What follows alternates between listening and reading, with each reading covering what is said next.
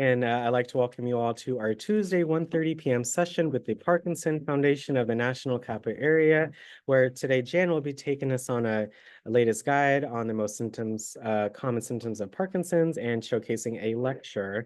And then we'll be talking about it afterwards as well. So again, Jan, if you could introduce yourself and your topic for today, we'd appreciate that. And again, thank you so much for coming on to our presentation today. Thank you so much. Will you share my screen? Is that possible? You can let me stop sharing mine. Now you can hit share content. Okay, Screen.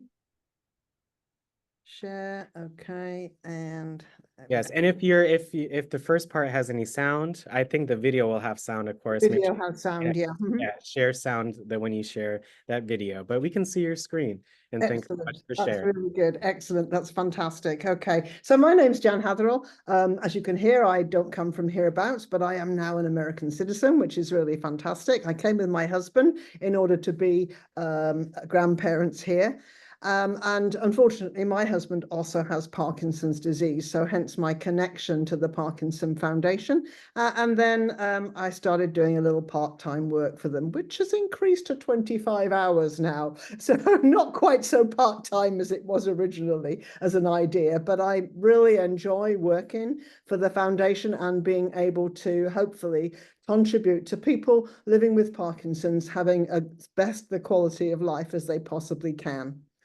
And I do most of my work tends to be people calling the foundation and needing assistance and help. And you will probably not be surprised to learn that the most common thing that I am asked is, what do I do if I notice this about myself? So that I thought that it would be sensible to go through that, because even if it doesn't apply to you personally, you may have friends who are experiencing some of these symptoms. So I thought we've just kind of produced this page with our listing of all the various, not all, the most common and most obvious signs, perhaps, that people would have when they first notice that something different is happening to them.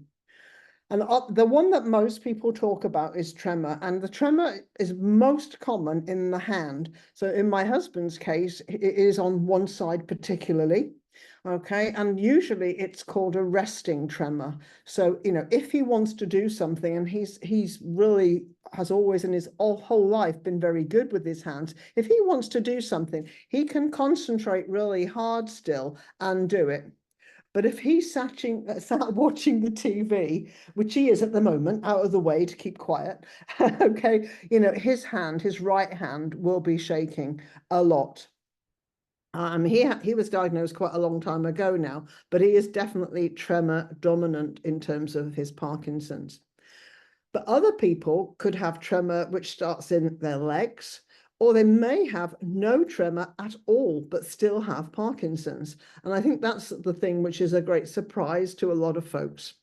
So the other things you might notice, and this is the one that I noticed in him, first of all, when I retired. So I retired back in 2016, and we started going for walks together to try and keep fit once I'd retired. And it was like so surprising because I would stand there waiting for him to put his shoes on. And it was like, in my opinion, watching paint dry. Okay, so this is I'm just going to close up what's on the middle of the screen there for me. It's confusing me. So it was like watching paint dry, watching him tie his shoelaces. His movements were so slow. It took him a long time just to actually, get a pair of shoes on. And I said, what's wrong with you? Why are you taking so long to get your shoes on? This is really silly. Anyway, we didn't kind of think any more about it for a couple of years, but then another friend also talked to him about the symptoms he had of Parkinson's disease. And Adrian thought, hello, I've got some more of those symptoms. Perhaps you better go and get diagnosed, which is what he did. So slower movements, I don't just necessarily mean, walking slowly. I definitely, it's other movements, things like buttoning a shirt, buttoning a coat, putting your shoes on. These are the kinds of things where the movements tend to slow. And if you notice that slowing, which is kind of more than it might be just from getting a bit older, then it is something which might be a symptom of Parkinson's and is worth getting checked out. Muscle stiffness. And again, most of us who are getting a bit older have muscle stiffness. I know I do. And, but this is, it can just be the single symptom that people have. And it's extreme stiffness, particularly of joints, particularly things like of the shoulder. So when you see somebody that's got really stiff shoulders and that they aren't able to swing their arms properly anymore when they're walking, that is a really key indicator that they might have Parkinson's. It could be something else. Of course it could. All these things could be something else, but it's worth getting it checked out if you really notice it, and if necessary, going to see a neurologist who specializes in movement disorders. The ones that we always recommend actually have sort of in their title is movement disorder specialist. The other thing that you might see when people are walking is that their steps get much, much smaller than they used to be. Instead of striding along, they take much smaller length of steps. And they might also have slowed up. As I say, these things sometimes are common in age, and that's part of the issue. And that's why I thought we'd show the video, which Dr. Salit explains to us what kinds of things that can be done to improve our balance and our walking particularly, because, all those things are going to be really good for stopping falling. And that's like the most important thing, again, that any person who is getting older can do, is to try and avoid falling over. In terms of speech, the speech can become more indistinct. It might be that when the words start to come out, that the voice is very soft and low, but also that the words can tend to get run into one another. Does that kind of make sense? Can you imagine what I'm thinking? Instead of separate words that you can understand separately, it comes out as separate words. Oh, yeah. Okay, so you think, what's that? Which were the words in that sentence? And that is, again, something which could be a sign of Parkinson's. Okay, and then finally, the other one, which is crucial, is this one with difficulty with balance. A lot of people suddenly notice that they've started falling over a lot more, or feeling that they're going to fall over, so they lose confidence in actually walking, and tend to sit much more. And of course, it's a vicious circle, isn't it? The less you decide to get up and get going, the more likely you are, when you do get up and get going, actually to fall over, because you're not so used to doing it. So there's quite a lot of things that you can do with a physiotherapist, particularly physical therapist, in order to make that balance much better, which means that your walking will improve, which means that your muscle stiffness will improve, your shuffling gait will get better.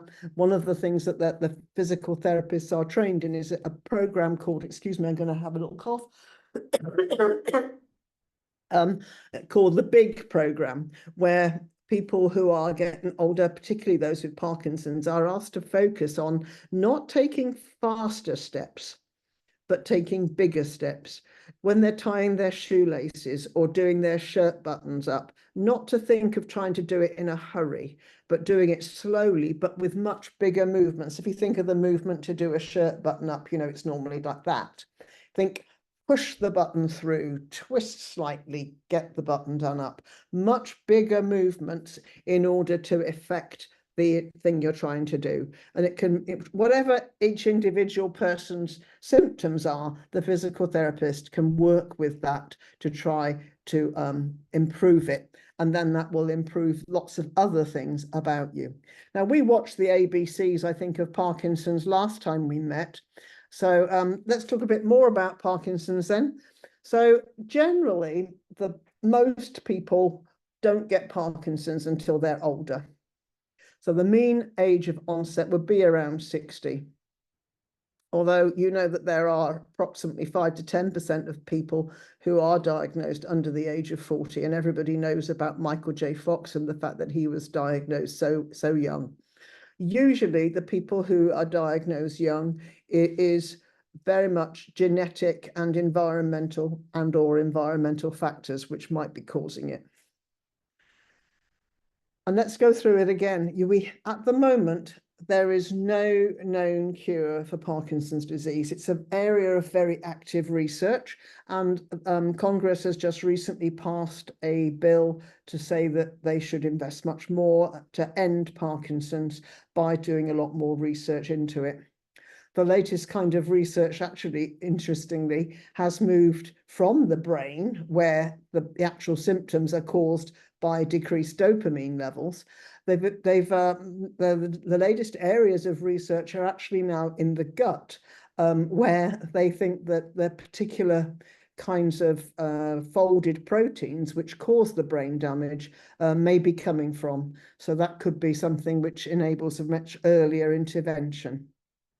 Okay, so but there is some medications which have been available for a long time now, I think right back to the 50s and 60s, that try to increase the dopamine in the body. And they can be very effective at controlling motor symptoms. And there are other medications to treat non-motor symptoms.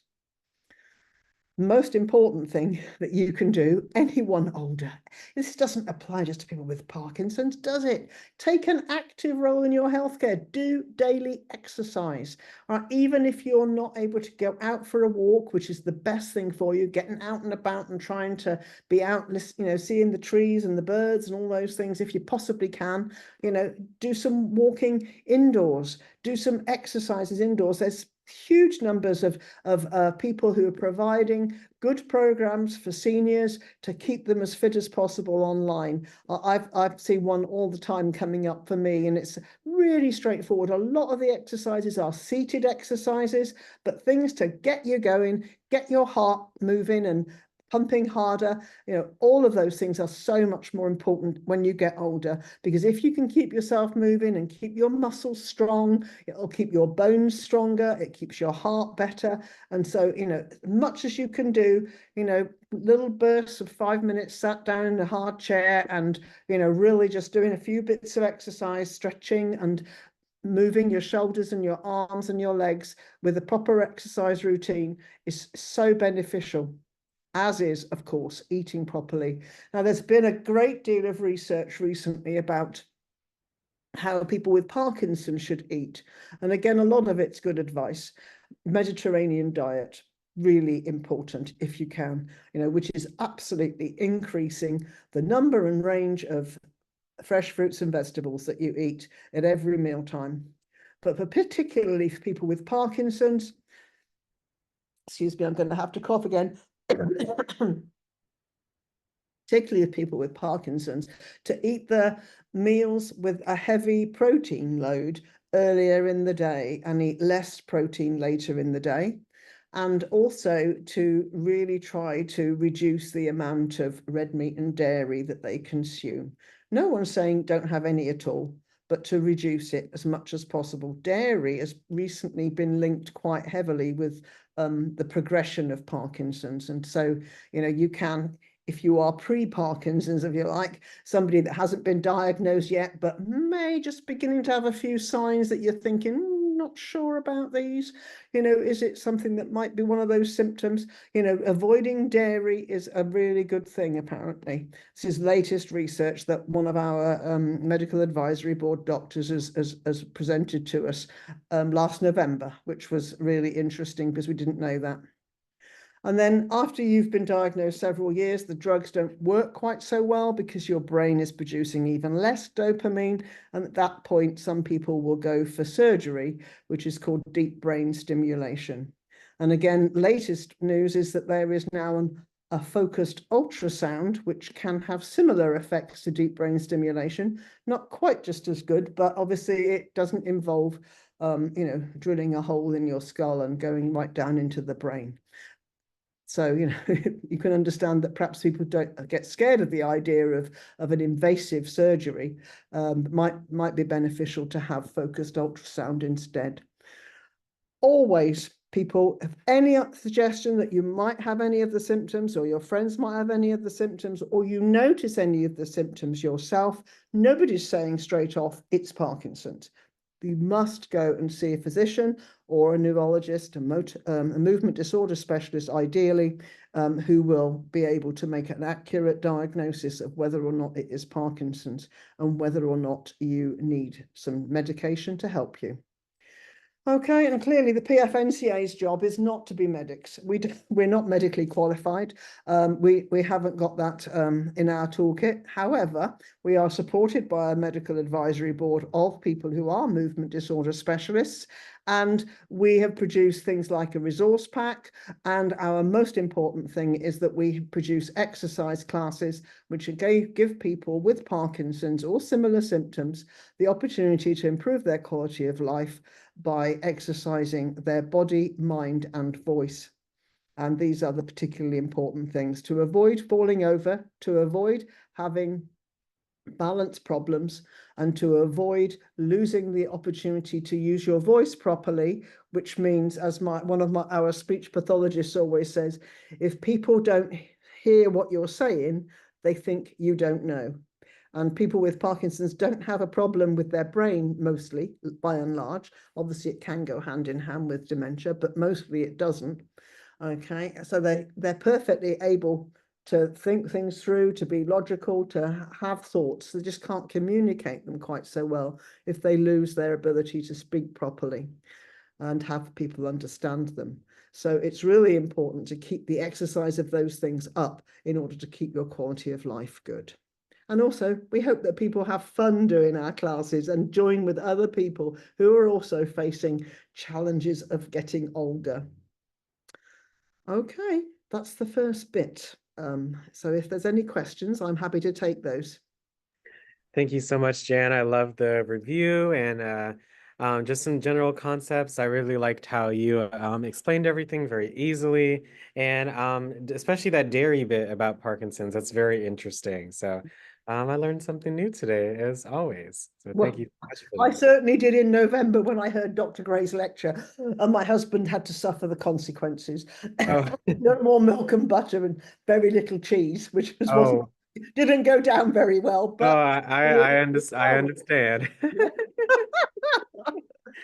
But takes a bit of adjustment. yes, yes. But thank you so much, you all, so far for listening and for hopefully you learned something new. If you have a question for Jan, please raise your hand in Zoom. And before you move on to our video, about how long is the video, Jan? Like 20? 20 odd minutes, yeah. Okay, good, good, good. So perfect timing. 1950 it says, so 20 minutes, yeah. Wonderful.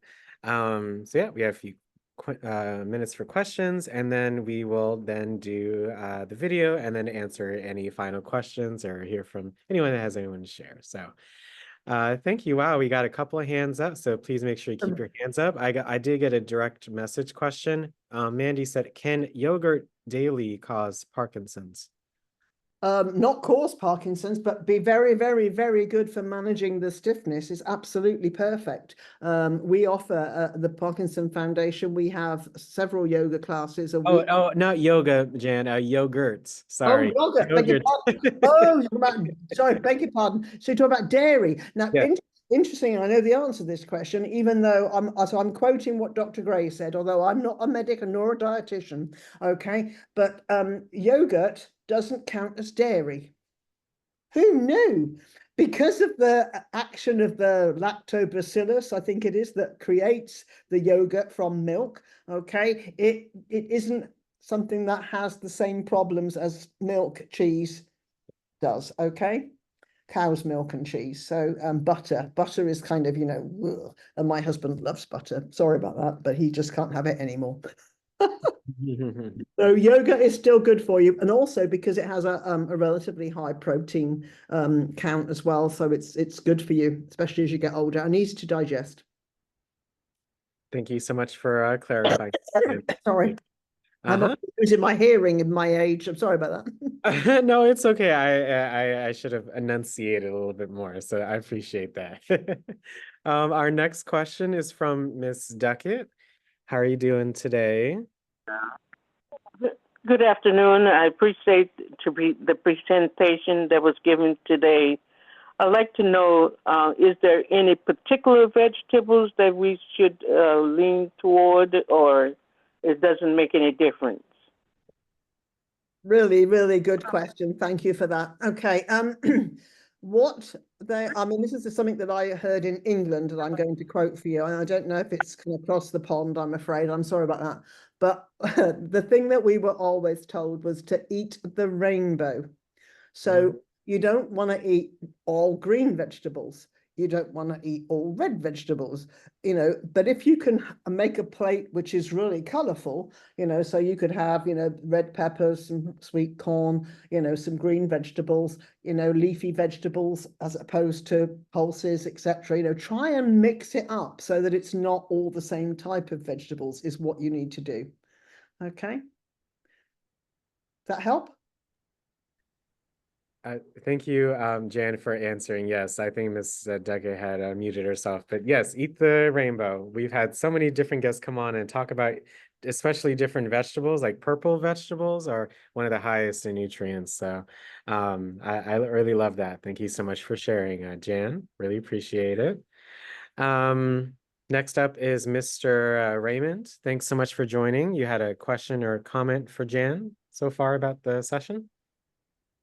Hi, Jen, and thanks for coming on and giving us so much valuable information. My question has to do with a medication that I was given that I believe spurred the instability of my legs right now, and I'm wondering if it may have been the medication that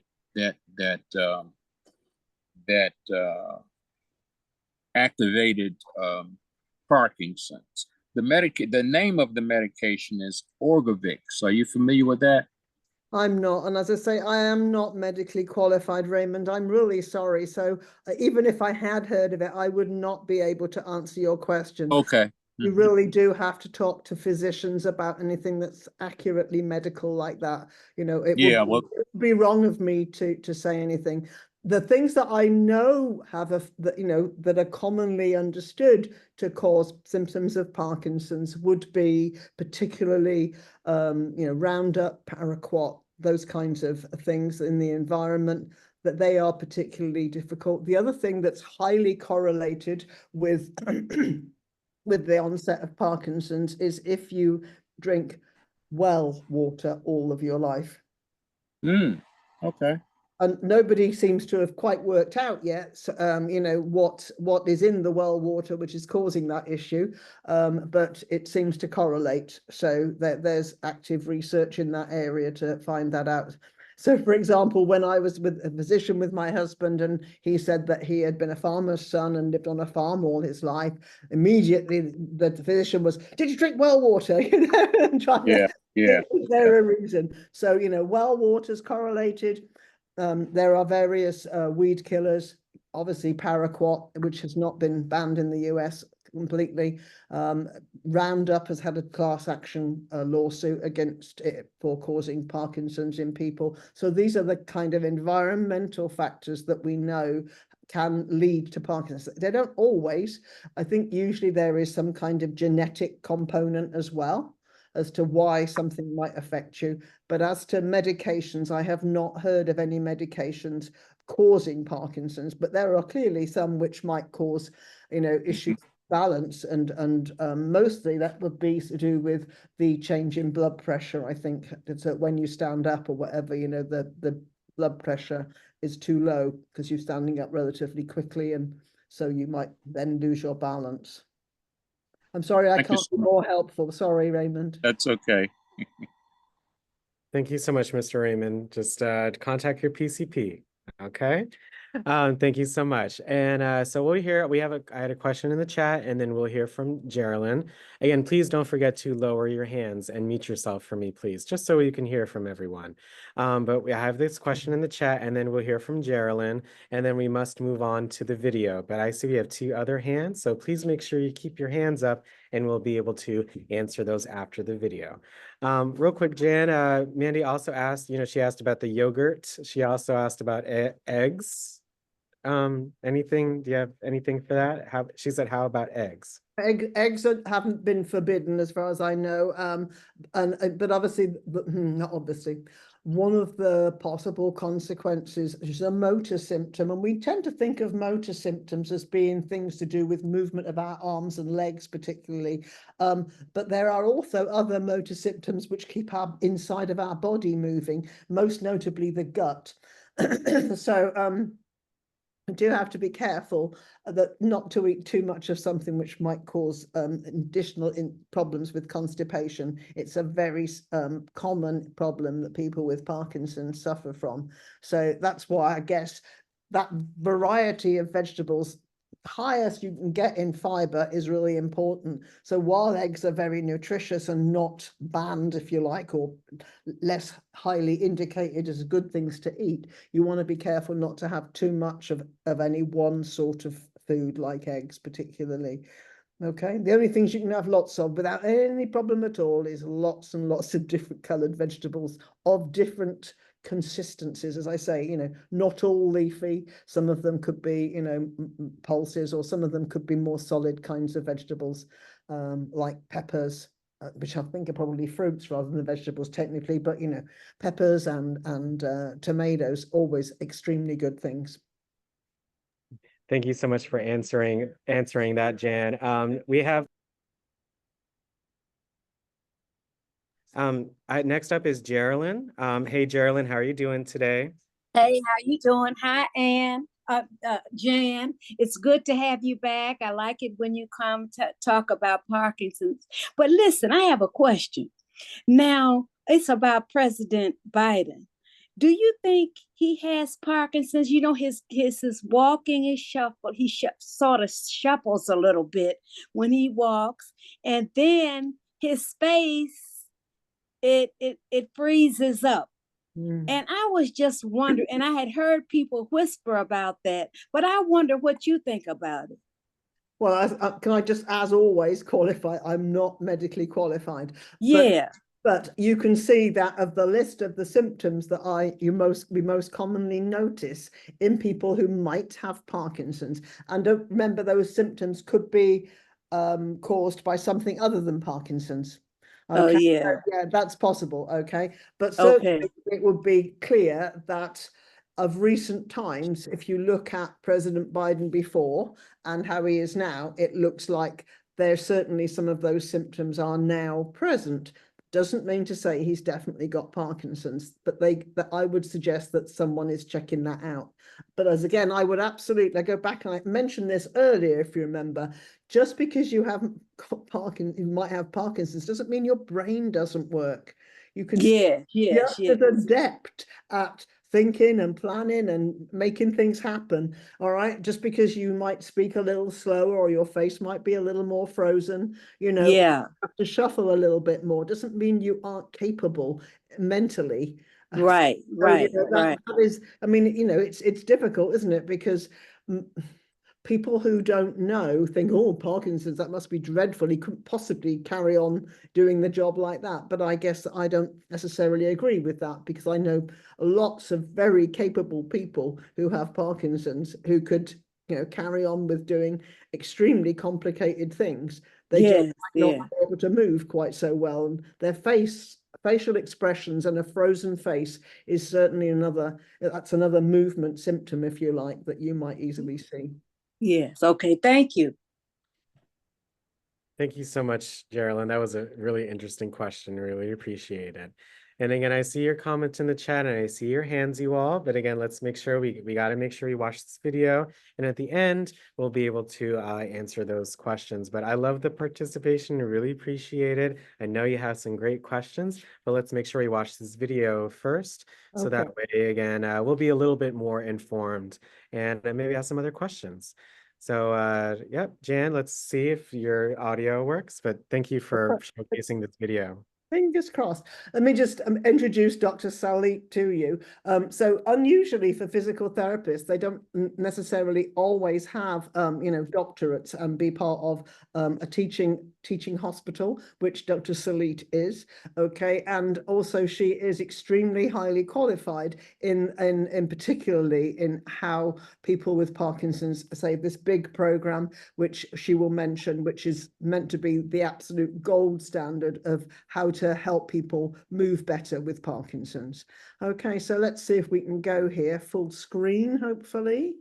And is that playing? It is. It is. Sound. Okay, no, I don't hear anything. So can you pause the video Okay. and then just stop sharing your screen on Zoom? Okay.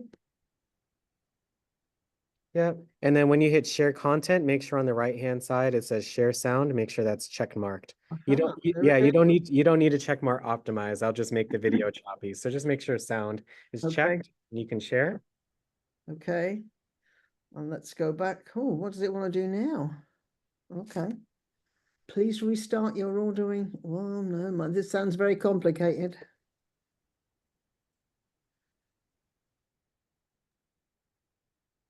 Okay, is that going to Okay, and work? go back to your page that you were on. It seems to have gone somewhere else. Where's the?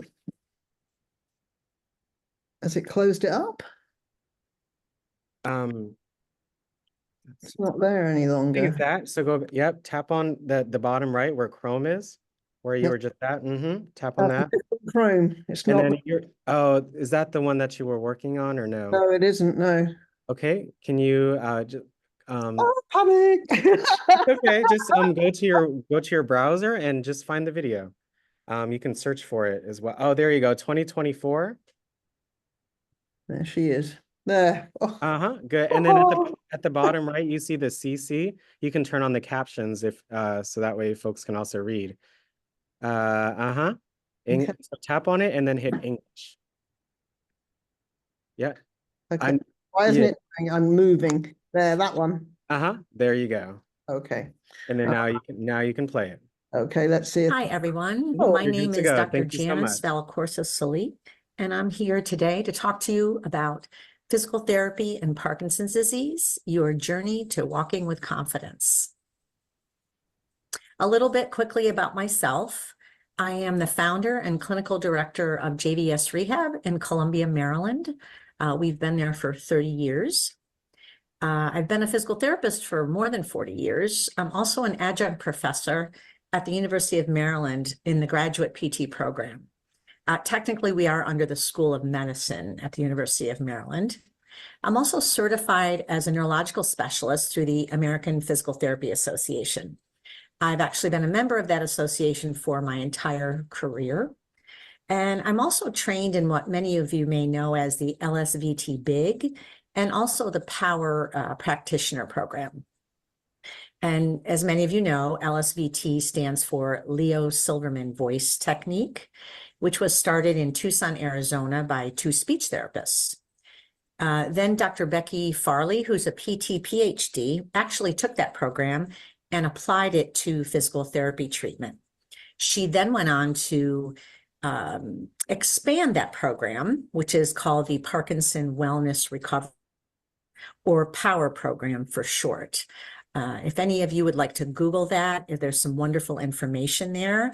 And so I would highly recommend that. So to get started, if you don't get anything out of this talk today, I'd like you to get just two major points that to remember. The first thing is that walking can be trained or retrained through physical therapy.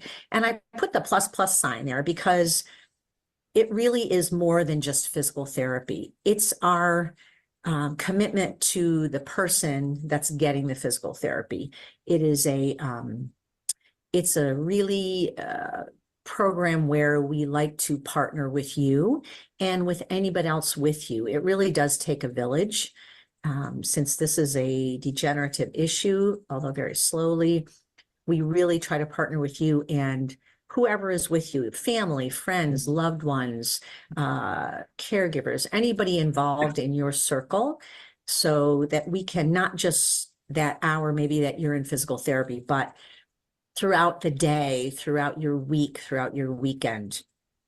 The second thing is falls can be prevented through physical therapy. And again, you'll see that plus sign, meaning it's not just that time that you're with us, but we want to prevent falls anytime during the day or when you're not with us. Well, what is walking? So I want to talk about the act of walking for a minute. The act of walking is actually a controlled fall forward, but it is a very smooth, rhythmic, automatic, repetitive motion type of fall. With Parkinson's disease, it can result in smaller, not steady, not smooth, not continuous movements. And of course, the result is more difficulty walking. So I want to look at the three essential components of walking. The first is progression. We talk about this rhythmic pattern of leg and trunk muscle action and the ability to stop walking and restart that motion. That's what we call progression. The second component is postural control or balance. And in PTs, we call this dynamic stability. This thing where we are upright and stable while you're moving. The third thing is adaptation. Your walking pattern has to be able to change and adapt to different environments, such as walking on grass, or if you're golfing on a golf course, on hills, up and down hills, stepping over obstacles, up and down curbs or stairs, changing speed, changing direction. You know, we don't always walk on a flat surface in a straight line. So walking has to be very adaptable. So what are the problems we see in walking with Parkinson's disease? And of course, you may have experienced some of these. Never fully extending each leg. So the knees tend to always stay in a bent position and never come out of that position. With the feet being too close together, that can throw your balance off when you're walking. Shuffling or shorter steps. Less arm swing on one side or no arm swing at all. We've seen both. Difficulty stopping or starting your walking pattern. Difficulty walking through narrow spaces, going through a narrow doorway, in a narrow closet. This can be difficult. Turning around, again, changing direction. We don't always walk in a straight line. Freezing, where the feet may get stuck and stop moving. Festination, which is our term for these very quick, fast, short, involuntary steps with this forward trunk lean where you can't stop walking. So if we're going to retrain walking through physical therapy, how do we address these many problems that we just saw? The first thing is a good evaluation. We have to evaluate first. Before we determine, we have to get to know that person and their issues with walking. And the second thing is we have to retrain that person's specific particular issues. Not everyone has the same symptom. Thank God, not everyone has the same symptom. So you may have a couple of those symptoms. You may have just one of those symptoms. You may have 6 of those list of symptoms that I talked about. So we have to find out your specific issue and we have to retrain for that issue. So let's talk a little bit about balance and how does that balance affect your walking? Well, our balance system is pretty complex and it's comprised of 3 major systems. Each one of these 3 systems interacts with our brain. So it's a lot of back and forth, checking, rechecking where we are in space. So the first is the visual system, our eyes. The second is the vestibular system, which is located in our inner ears. We have 3 semicircular canals in each ear that have little hair cells and fluid, and that tells you where we are in space. The somatosensory system, which is just a medical name for our skin receptors and our joint receptors, especially the ones in our legs. In the ankles, the knees, the hips, they give that brain feedback, again, about where we are in space. So looking at these balance systems, which symptom or system do we rely on the most for balance? Well, that can change depending on the surface we're standing and walking on.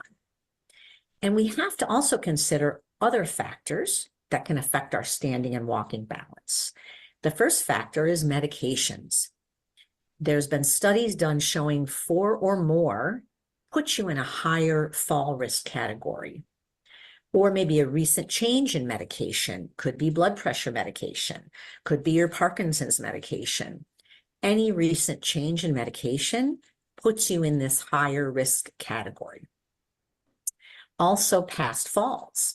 That can actually cause something we call a fear of falling diagnosis. People that have fallen in the past, nobody wants to fall, and you can develop this fear of falling, which we have to work through, which we do in physical therapy.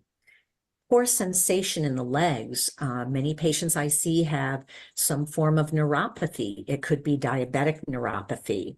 It could be idiopathic, meaning we don't know what's causing it. This can occur as we get older. So that issue of having numbness, it doesn't have to be complete numbness. It can be just partial numbness with in the feet, especially in the ankles or calves. This can be an issue. Just having a diagnosis of Parkinson's disease puts you in a higher risk category. So if I have 2 patients that are each 65 years old and one has Parkinson's and the other does not, that patient with the Parkinson's disease will have a 50% higher risk of falling just from having that diagnosis. So what constitutes good balance? Well, this is where specific balance testing can help give us those answers. Physical therapists test for 2 major types of balance. So the first one is static balance. Is someone safe when they're sitting? Can they sit upright or are they leaning to one side? Do they need to hold on to the arms of the chair to sit comfortably and safely? Then there's standing. Can someone stand with their eyes open? Can someone stand with their eyes closed and not lose their balance? Can they stand on a solid surface? Can they stand on something more compliant? Can they stand with feet apart? Can that person stand with feet together? Can they stand with their feet split, what we call staggered stance? Then we look at dynamic balance. So walking balance and moving balance. It doesn't have to just be walking. We can dynamically be moving. When you stand up, are you steady? When you sit down, are you steady? Or do you maybe sit down uncontrolled or miss the chair altogether? When you're getting out of bed, are you steady? So these are all things that physical therapists, and we have different tests for each category of static balance. We never, ever make a determination based on one test alone. We have to take in the whole consideration of other factors. Is there neuropathy? Have there been past falls? But specific tests, multiple tests we have for static balance and dynamic balance, that helps us get a whole picture of that person's balance. So balance testing, depending on the balance test scores, and again, taking into consideration these other factors, we can then determine what this person's fall risk is. So, and this just means how likely are you to have a fall in the near future? So we also look at what immediate changes can we make? So to get you safe immediately, while we start training to improve balance, getting a long-term permanent change in balance doesn't happen in a week or 2. It does take time and a lot of repetition, but it can be done. So for instance, can we make immediate changes to your environment? That could be just making the home safer, pulling up throw rugs that are moving, not having to trip over something. Or temporarily, can we give someone an assistive device such as a hiking pole to retrain things, but right away, maybe making that person safer. So how not to fall or fall prevention. So I've talked a little bit about walking and about different types of balance. The third thing I want to look at is posture. So posture has a very close relationship to walking and balance. And this is something that I've been interested in for years. Problems with posture can be a part of Parkinson's disease, as many of you know. A common example is someone with Parkinson's having this forward lean or having a side lean or having a forward and side lean. This can cause that person to lose their balance to one side while they're walking or even while they're standing. And often this shift in posture, it happens very gradually.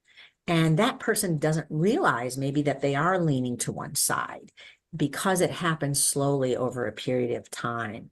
So as physical therapists, we try to get in there early on and prevent those secondary symptoms of a lean in posture.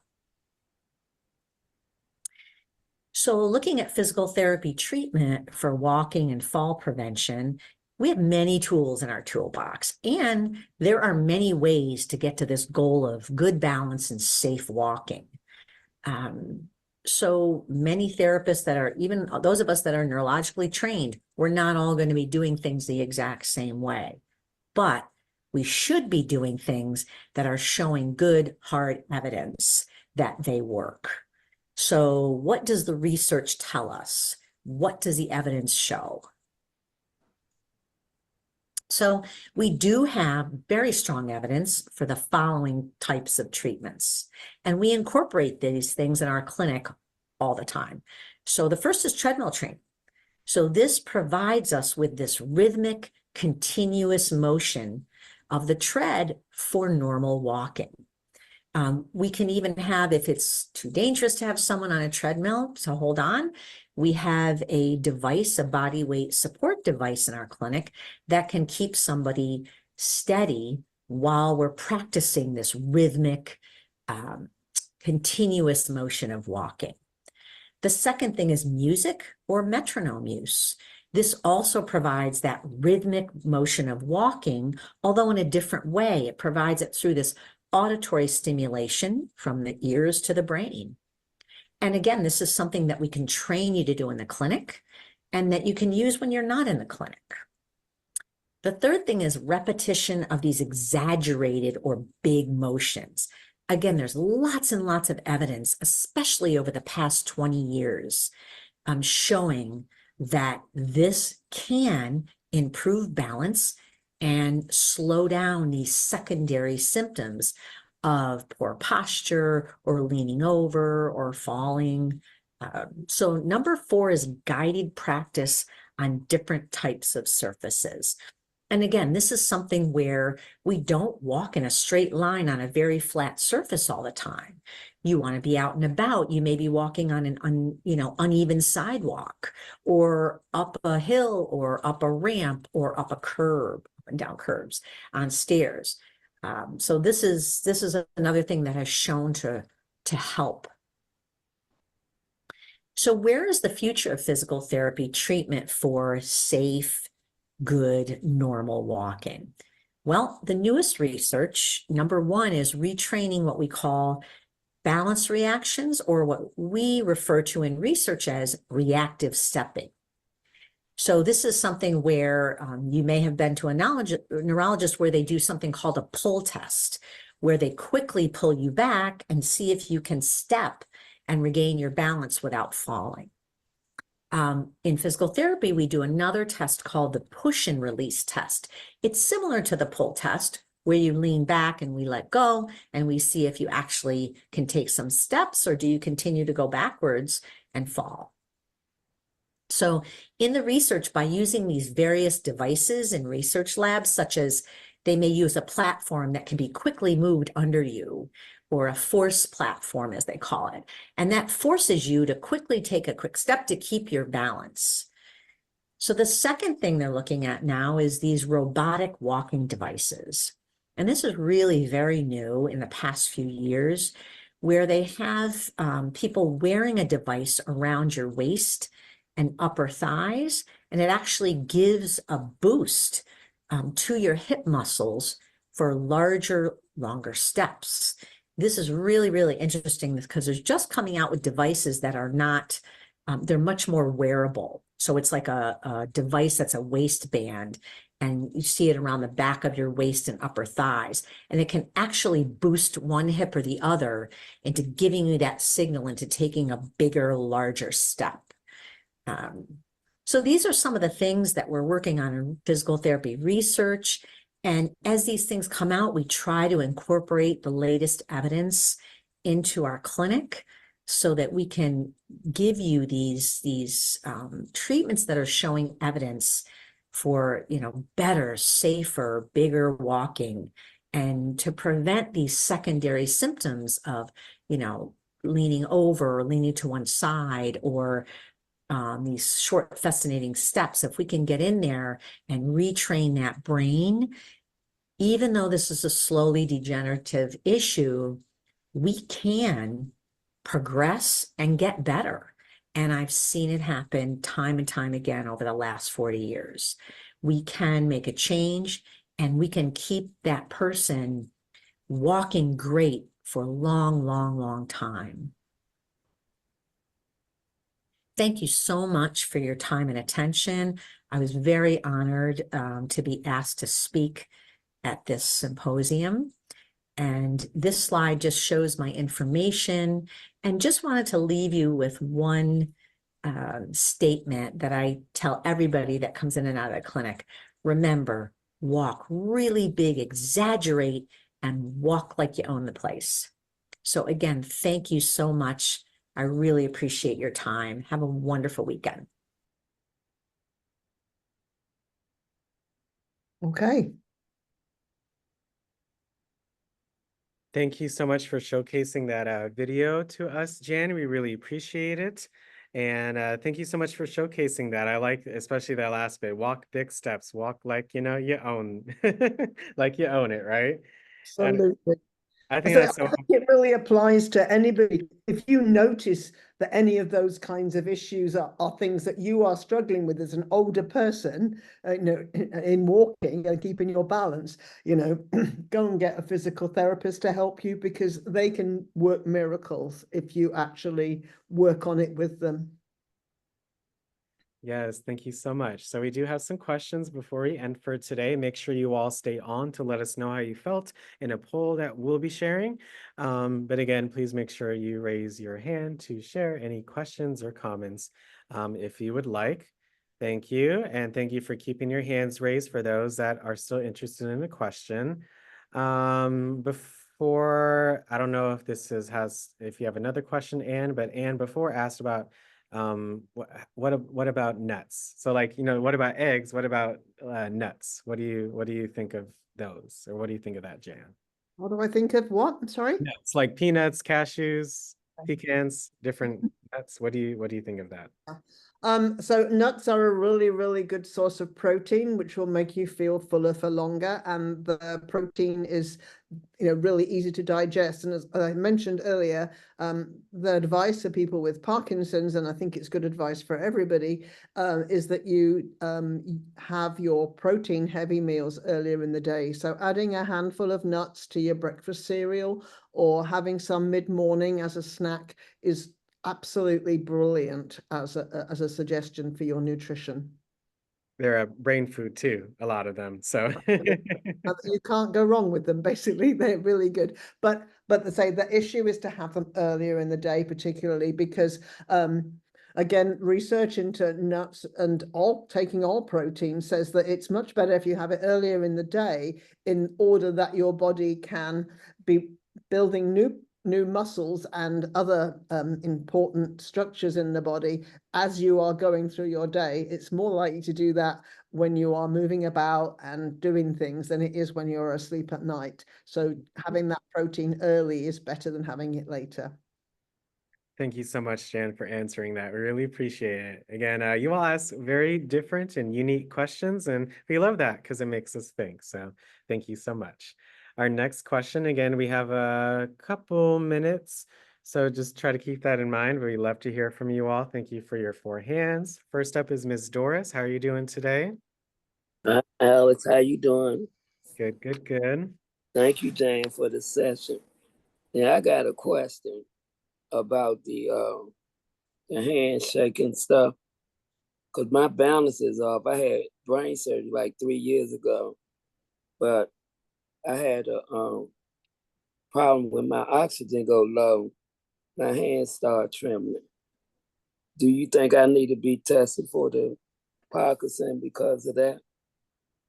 We always recommend that anyone who has a developed tremor, particularly if it's a resting tremor, you didn't say, Ms. Doris, whether it's when you are sat quietly or whether it's when you're doing things, but particularly if it is when you are sat resting, Yeah. notice the tremor, then that would be something which we would call resting tremor, which can be highly associated with Parkinson's. It's not the only cause, but I would certainly visit a neurologist and get that tested. Okay, that's a good idea. Cause my daughter be worried about it, but I say it's because my oxygen is low, and I'm thinking it was coming from that. So thank you for giving me that information. Good, thank you, and I hope you get a good diagnosis soon. Sooner Okay, rather than later, okay? I know. Okay, I will. Thank you so much. You're welcome. Thank you, Ms. Doris. Really appreciate it. And thank you for, again, make sure you lower your hand and make sure you mute yourself. Thank you so much. Next up is Miss Lawson. How are you doing today? Thanks so much Hello. for joining. Hello. Hello. Yes. I was wondering if physical therapy can do anything for untreated compression fracture. I'm not sure if I have Parkinson's or not because my mother had Parkinson's. She was diagnosed at 78. My older sister has Parkinson's. She was diagnosed around 78. And I fell when I turned almost 76. And every so often my foot sort of freezes. And since I know all the symptoms, I'm very aware of that. Yeah. But I didn't have the kyphoplasty, and I've cut back on exercising because I'm not in pain. But if I do too much, I feel stiffness. I sit down and rest. So is there a therapy available for compression fractures to do anything to make you stronger or help you? I think the best thing you could be doing is some seated exercises. You know, you don't want to strain a compression fracture, but you do need to keep the muscles moving, because if you don't put your bones with any kind of fracture against some kind of tension, not immediately that the fracture is diagnosed, but afterwards, you need to get the strength back in the bone. So you need to improve the protein in your diet to help the bone mend, but also, as we've discussed, that the whole diet stuff is really good for anybody who's getting older, like I am, and probably you all are too. Okay, but also, this seated exercise, which is very safe for you, but don't cut exercise out, because the more you stop doing exercises which improve the range of movement of your body, the more stiff you're going to get, and the less mobile and the more at risk of falls you will be.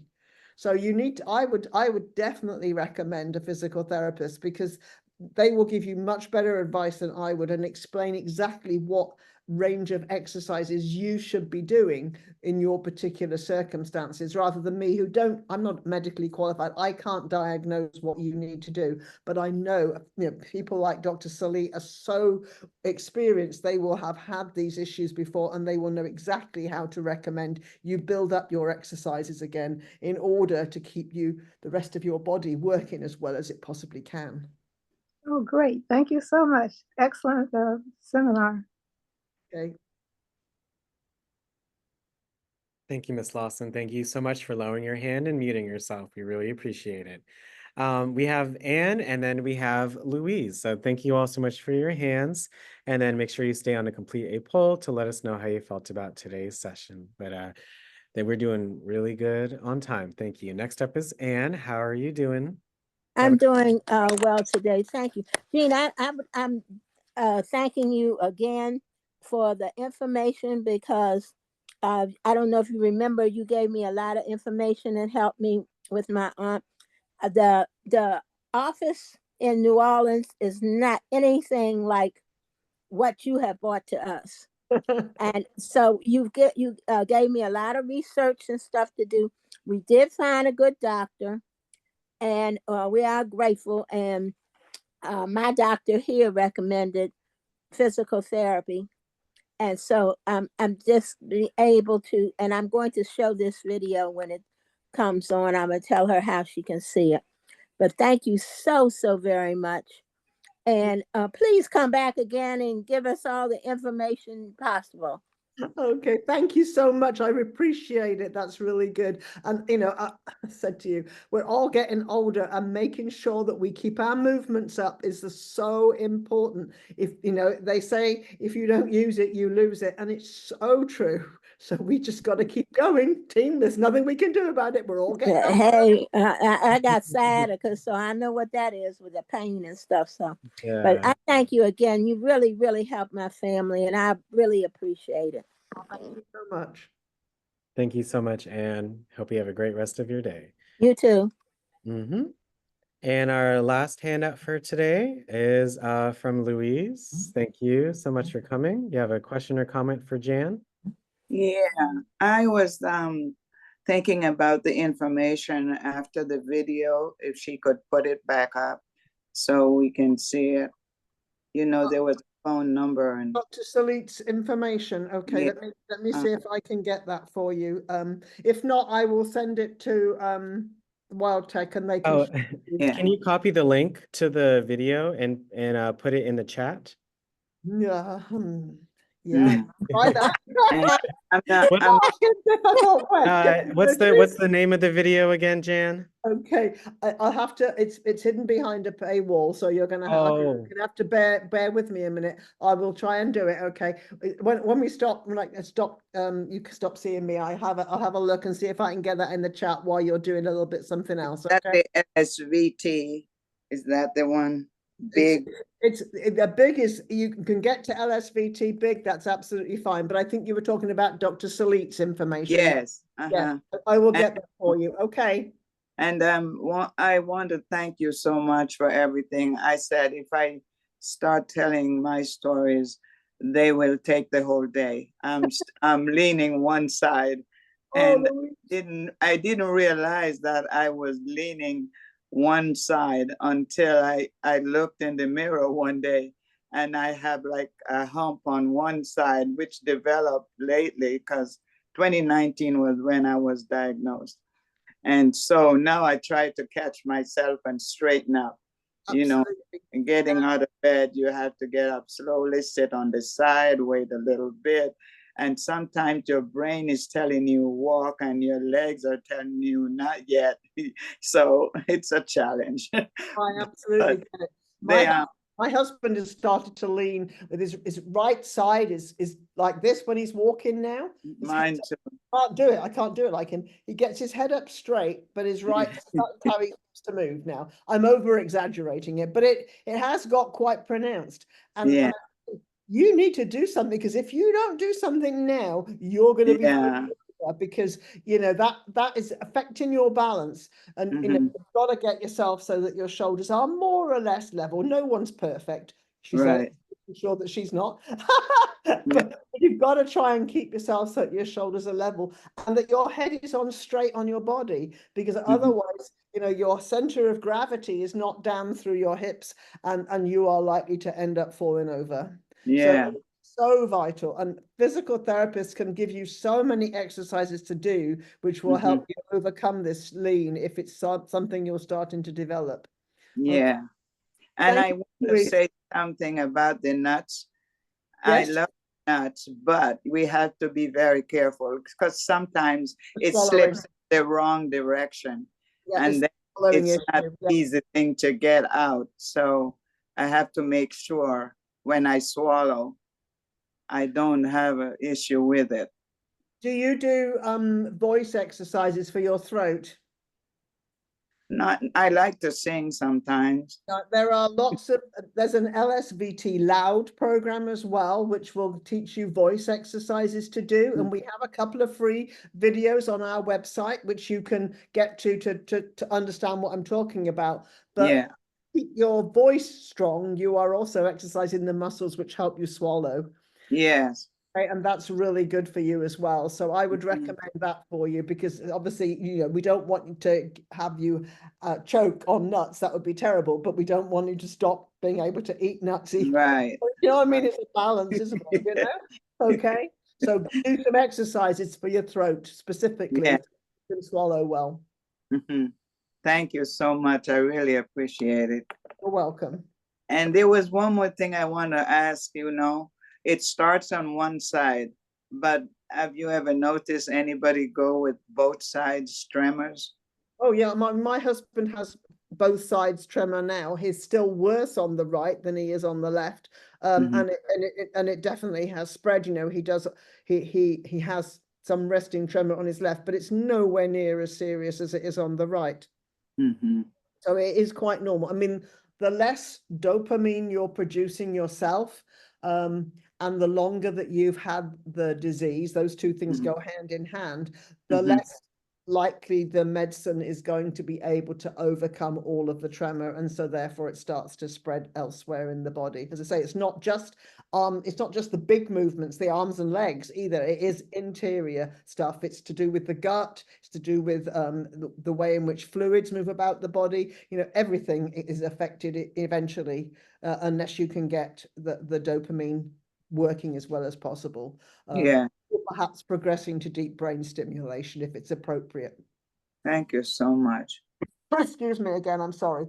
Thank you, Louise. Thank you so much for your questions. You have a wonderful rest of your day. You too, dear. Appreciate it.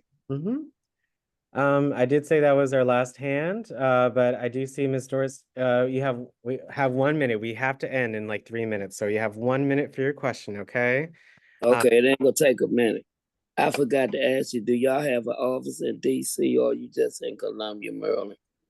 The Dr. Sully is only in Columbia, Maryland, but I'm sure that you can find a really good, well-trained for elderly people, more older people, a physical therapist office somewhere near you. I mean, there are lots of them. Okay, so I do not worry. But if you want to contact Dr. Sully and then ask her if she knows anybody near you, that would be a sensible thing to do. Okay. Okay, thank you so much. I appreciate you. Thank you, Ms. Doris. I'm Thank you trying to so find much. the link now to the page so that I can give you Dr. Salit's information. Wonderful. While you do that, again, we have Margaret on. If you could share maybe your favorite portion of today, what you learned the most, what did you enjoy the most, and then we'll get started with our poll. But what was your favorite section for today? My favorite section was the question and answer. Thank you, Ms. Jane. The questions and the responses to those questions were very, very insightful. It showed that this disease called Parkinson is very relatable amongst our seniors, and it was very, very interactive. So for me, that was the highlight of this section, the question and the answer. The Q&A section was super interesting and educative. So thank you so much. Thank you so much, Jan. So again, while I see you're trying to get the link. I'm sorry, I can't find the right link at the moment. It's very irritating. I'm sorry. I'm just trying so hard. It's hidden behind. You can't find it through Google, so I have to find a link to it, I'm afraid. Okay. If push comes to shove, you can definitely send that as well. But other than that, while again, Jan finds the link, let's all say thank you so much to Jan for presenting today's session. And please make sure you stay on to complete a poll to let us know how you felt. But let's all say thank you to Jan for presenting today's session. Thank you, Thank Jan. you, Thank you, Jan. Jan. It was Good very to see you, Jan. educative. I appreciate you. Thank you, Thank Dr. you. Thank you. We'll keep you That in was our so prayers, great you and your information. husband. Alex, I Thank meant you. to take a picture of it. I have Thank the you so link to much. her lecture.